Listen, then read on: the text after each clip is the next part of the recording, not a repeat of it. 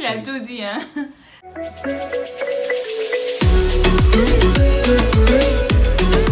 Hello tout le monde, bienvenue sur ma chaîne. À vous abonner juste en bas, cliquez sur la cloche. Vous pouvez le constater, je ne suis pas seule. Je suis avec Emmanuel, donc je vais le laisser se présenter. Tu es de quel pays et tout ça? Moi c'est Emmanuel et je suis normalement du Gabon, plus précisément à Libreville. Et ça fait quoi, pratiquement 5 ans que je suis là. Oh wow. Et c'est tout ce que je peux dire concernant... Ça te plaît bien les États-Unis? Définitivement, Okay. Tu aimes la neige ou pas? Ouais. Bon, je me plains pas trop concernant la neige, mais bon. En tout cas, moi j'aime la neige. Ce que j'aime pas, c'est nettoyer. Nettoyer la voiture ou marcher dans la neige et tout ça. Ouais, ou bien le sinon c'est beau à voir quand ça tombe. Bien sûr. Et on va commencer. Donc, tu étudies quoi déjà? Comptabilité et gestion. Ok. Donc, tu vas nous parler de la description de ce que tu étudies et tout. Ok, la filière c'est comptabilité et gestion. Mais tout d'abord, je voudrais exprimer ma gratitude en ce qui concerne Raïcha, ma soeur ici, pour la considération et l'invitation. C'est vraiment pas de quoi. Satisfaisant et plaisant d'être ici. C'est moi qui te remercie d'être venu. Ok. De ce fait, parlant de comptabilité et gestion, le programme normalement c'est environ 4 ans. Parce que ça dépend du placement lorsque tu prends le test au community college ou au collège ou à l'université. Et si par exemple tu es dans le cas là où au niveau d'anglais, le niveau collège c'est 101, mais si tu places en dessous de 101, ça va un peu retarder le cursus universitaire parce que tu ne commenceras pas avec les classes requises pour ta filière. Donc l'obtention de la licence pour être diplômé c'est 4 ans pratiquement. Et les stages ne sont pas exigés ou obligatoires, mais ce n'est pas une exigence, non. Donc tu peux faire directement les 4 ans et puis aller travailler sans stage. C'est bénéfique d'avoir un stage, c'est forcément, c'est pas nécessaire, mais c'est bénéfique. Tout à fait. C'est un avantage parce que tu peux mettre ça dans ton CV, dans ton résumé, et lorsque ce sera le moment de l'emploi, les employeurs vont voir que bon, tu as quand même participé à certains stages. Tu as une expérience déjà dans le monde actuel. En termes de résumé ou bien CV, lorsque tu finis avec la licence en comptabilité gestion, il y a plusieurs domaines, il y a plusieurs facettes et aspects. Et pour être certifié dans le domaine public, on appelle ça CPA exam, tu dois prendre un examen et tu dois avoir 150 crédits pour pouvoir passer l'examen. Donc ça c'est selon ta préférence. Si tu veux travailler dans le secteur public, comptabilité, gestion, ou dans le secteur privé. Parce qu'il y a deux secteurs. Et dans le secteur privé, ce n'est pas nécessaire d'avoir d'être un CPA, donc c'est-à-dire être certifié pour pouvoir travailler dans le secteur privé. Public aussi, c'est pareil, tu n'as pas nécessairement être un CPA, c'est-à-dire certifié dans le domaine public, mais c'est encouragé et c'est recommandé d'avoir. C'est bénéfique.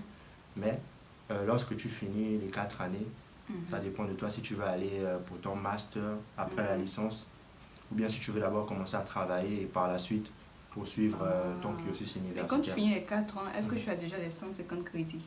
Non, c'est 128 pour la salle university ici. Ah oui, c'est vrai. Mais d'autres universités, ils ont leurs critères.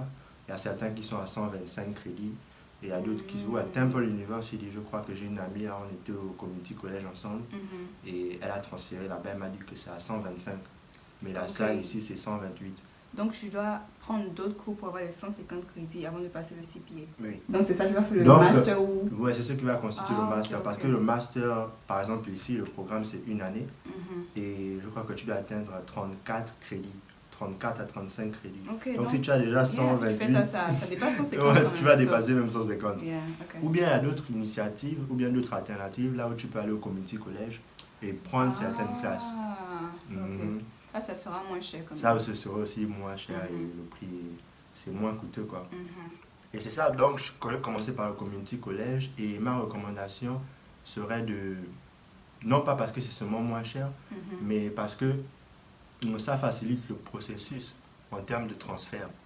Et lorsque tu commences avec la filière comptabilité, il y a certaines classes que tu ne prendras pas, soit au community collège ou dans l'université ou le collège, là où tu commenceras, parce que c'est le début encore. Tout à fait. C'est la fondation. Donc c'est plus général. Voilà, c'est général. Et maintenant, après, tu te focalises plus en ce qui concerne ta filière. Mais si tu commences au community collège, là c'est le terme, je parle du community collège. Si tu commences au community collège avec comptabilité comme filière, il y a certaines classes comme les classes de maths les plus élevées, donc précalculus 1, 2, calculus 1, 2, tu ne les prendras pas au community collège, tu les prendras à l'université ou au collège là où tu vas transférer.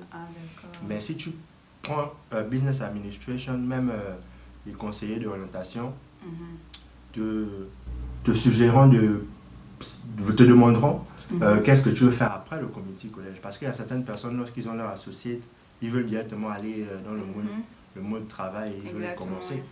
Mais si tu as l'intention de transférer, c'est recommandé de commencer par business administration, parce que les premières classes et les premiers semestres, ce sont pratiquement elles sont identiques les classes par rapport aux deux filières. Donc business administration et comptabilité, au début c'est à peu près la même chose, c'est général comme tu as dit. Mais donc précalculus 1 et 2 et calculus 1 et 2, tu les prendras en business administration à CCP et puis tu pourras économiser certains montants pour pouvoir te permettre que lorsque tu transfères, parce que quand tu transféreras, ce sera plus cher. Tout à fait. Voilà. Toujours plus cher. Donc c'est un peu ça en ce qui concerne la recommandation. En termes de différentes avenues, en termes de différents emplois, il y a les taxes, il y a la fiscalité, il y a consultation et bien d'autres que j'en passe.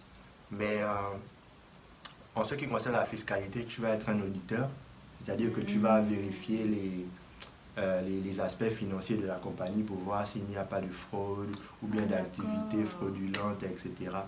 Et après, tu fais un report et tu donnes ton opinion.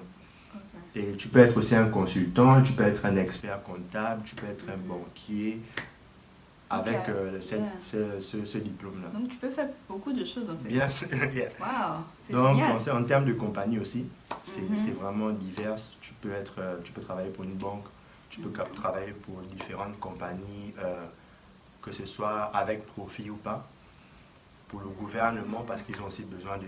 Par exemple, IRS, c'est Internal Revenue Service, ils s'occupent des revenus internes de la population, donc c'est-à-dire qu'ils taxent certains montants. Les taxes, Donc du coup, tu peux travailler pour eux, c'est en affiliation avec le gouvernement. Tu peux travailler pour certains business, par exemple les grandes corporations, Apple, Microsoft, bien vraiment les grandes corporations. Il y a beaucoup d'opportunités, vraiment. Beaucoup d'opportunités, franchement. Et puis le salaire en termes de niveau d'entrée, ça a vraiment beaucoup d'échelons. Tu peux travailler pour certains magasins parce qu'ils ont besoin de comptables. Ils ont besoin aussi de comptables pour vérifier qu'il n'y a pas les employés ne subtilisent pas les sous, ou bien dans leurs revenus, il va y avoir des manquants, etc. Ils ont besoin de comptables. Donc dans tous les cas, si tu as cette filière-là, il y a beaucoup d'avenues à embrasser et il y a définitivement beaucoup de choses. Moi, j'ai choisi cette vocation-là, c'est parce que ma mère, elle est passée par la même filière. Elle est agent comptable, ça remonte. Elle a eu beaucoup de subdivisions en termes de titres, juste avec la licence et le master, parce que la licence master 1, master 2. Donc, il y a beaucoup tu peux être dans le secteur, dans le système français par exemple, tu peux être directeur général des impôts, tu peux être receveur principal des impôts, donc les gens qui payent les impôts et les taxes, tous les impôts de la ville ou tous les impôts qui reportent passent par chez toi, avant que tu ne l'envoies au trésorier payeur général dans le terme du trésor public. Wow. Dans le système français aussi, il y a beaucoup de subdivisions. Mhm. Et le système américain aussi, lorsque j'ai étudié, j'ai remarqué que ouais, c'est identique, c'est la même chose. Ok, donc, comment, quel est le salaire minimum? Tu as une idée d'un salaire minimum que On va dire quelqu'un que peut c'est pas recevoir? moins de... si tu as ta licence et que tu veux commencer à travailler, parce que si tu es si tu as le master 1 ou le master 2 et que tu as plus d'expérience, on peut t'employer à un niveau plus élevé. Mais si tu as le bachelor, Si tu as seulement le bachelor. si tu as seulement le bachelor, c'est-à-dire la licence, tu vas peut-être te retrouver dans le niveau d'entrée le plus bas. Et après, tu dois gravir tes échelons pour être partner, manager ou bien CEO, c'est-à-dire chef de l'entreprise, etc. Mais moins de 40 000 dollars par an. Yeah. Donc, on va dire de 40 à 70. Au-delà par heure. Au- Ah, mhm. ok, ok. Ouais, pour, on va dire quoi, pour ta première année. C'est pas mal quand même. C'est pas mal, Pour un débutant. bien sûr. Je crois qu'il a tout dit, hein. En parlant des grandes compagnies, Oh, yeah. on les appelle les Big Four, c'est-à-dire ceux qui s'occupent des grandes corporations et des grandes organisations ici. Ils s'occupent de leur finances, ils s'occupent de leur gestion. Donc, c'est-à-dire qu'ils sont analystes financiers ou gestionnaires pour se rassurer qu'il n'y a pas... Donc, c'est KPMG, PwC, EY et Deloitte. Donc, là, ce sont les grandes compagnies de comptabilité, en fait. Il y en a d'autres aussi, Baker Tilly, Crusher, Miller. Ça, ce sont les plus restreintes. Ok. Ouais. Et on va finir sur cette note. Quel est le côté que tu adores le plus en étudiant la comptabilité? C'est vraiment strict. Et tu dois juste suivre les règles qui sont adéquates pour pouvoir ne pas être hors norme. Parce que tu dois respecter ces règles-là. Il y a beaucoup de régulations, il y a beaucoup de règles à suivre. Donc, j'aime beaucoup. Et c'est vraiment structuré. C'est-à-dire que tu as tes revenus, tu as tes dépenses et tu les vérifies annuellement. Et puis en termes de taxes et fiscalité, tu peux travailler avec des gens individuellement aussi qui ont besoin de faire leur tax return. Ah oui, tout à fait. Ouais, tu peux travailler. Mais tu n'as pas nécessairement besoin d'être un CPA, mais si tu veux le faire publiquement et être en norme, c'est-à-dire légalement, pas illégalement, tu dois être un CPA pour pouvoir le faire. Mais c'est pas trop compliqué. Lorsque tu étudies durant tes cours, tu prends les notes et tu essaies de juste te rappeler le modèle. Bon, je vais le dire en anglais, c'est genre assets, liabilities and equity. Ça, c'est genre l'équation basique de la comptabilité gestion. Donc, lorsque tu as déjà incorporé ça, yeah, on apprend quotidiennement. Yeah. Donc, lorsque tu as déjà incorporé ça, tu sais déjà que bon, c'est assets, liabilities and equity.